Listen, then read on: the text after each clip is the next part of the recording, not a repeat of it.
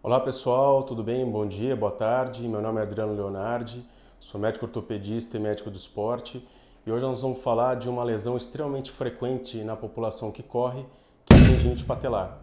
A tendinite patelar ela é a terceira lesão mais frequente em corredores de rua e ela acontece estatisticamente de 6 a 10% dos corredores. Por que ela acontece? Antes da gente pensar nos fatores fisiopatológicos, é muito importante a gente pensar no gesto esportivo da corrida. A corrida é composta de dois gestos básicos.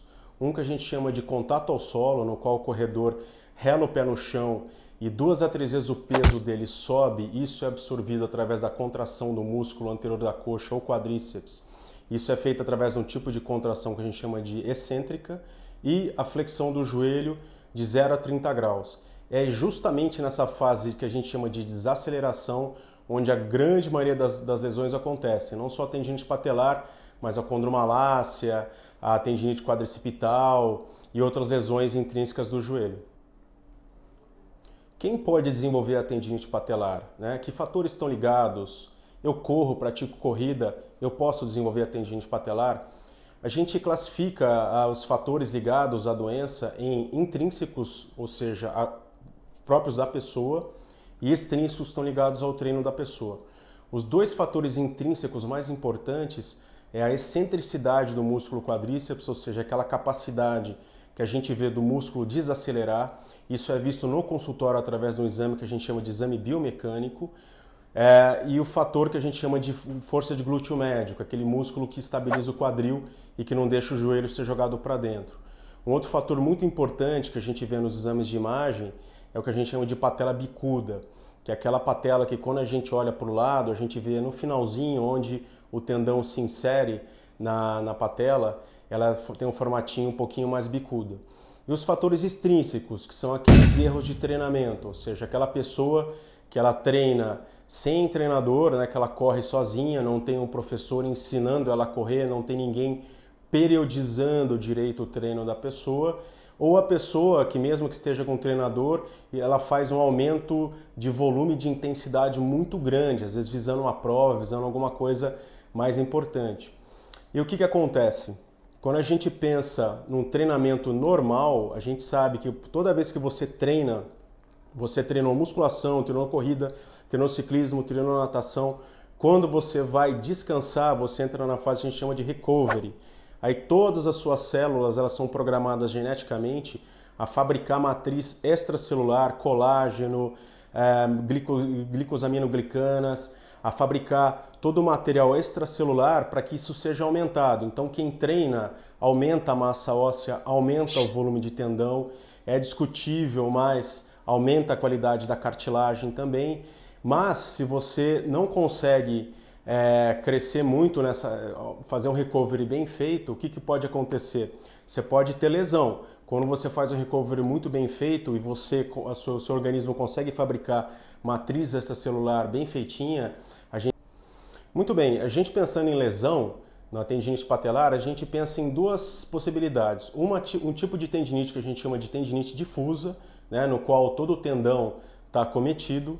Essa é uma tendinite bastante comum e felizmente a resolução dela só é feita através da fisioterapia. E a tendinite do polo inferior da patela, que os americanos chamam de jumper's knee. Essa é uma tendinite que ela está muito ligada à patela bicudo, como eu disse anteriormente. Existe uma teoria, é discutível, né, bastante controverso, mas existe uma teoria de que esse bico da patela ele agiria fazendo um cisalhamento do tendão. E nessa fase que a gente chamaria de fase de compensação, né, a fase de que a pessoa está lá e está fazendo recovery, o que acontece? Aquele tendãozinho que está machucado, em vez do organismo conseguir regenerar, ele vai cada vez mais destruindo. Então é muito comum quem tem a tendinite do polo inferior ter já sinais de pré. Além da pré-ruptura, a gente pode ter também um aumento do volume do tendão, ou seja, o tendão fica mais alargado, né? E existe uma teoria muito aceita hoje no meio da medicina esportiva de que aquela membrana que envolve o tendão, que a gente chama de peritendão, ela fica presa e existe um tipo de dor que ocorre pelo garroteamento, ou seja, o tendão fica espessado, a pessoa corre, pratica esporte, aquele tendão, peritendão, ele fica muito espessado e não consegue irrigar o tendão e dá um tipo de dor que a gente chama de dor isquêmica. Esse é o motivo de quem tem a tendinite patelar classicamente sentir dor depois do treino. Então é muito comum a pessoa conseguir correr, ela corre, chega à noite, vai dormir, sente dor, no dia seguinte não consegue. O diagnóstico ele é dado basicamente através da ressonância magnética, né? O raio-x auxilia em algumas coisas também, principalmente para a gente ver o bico, o polo inferior da patela. Na ressonância, naquela incidência que a gente chama de T2, quando a gente olha o joelho de lado, a gente vê aquele bicão da patela, né? Espessado, e a gente vê uma área de pré-ruptura e a gente vê o tendão bastante espessado também.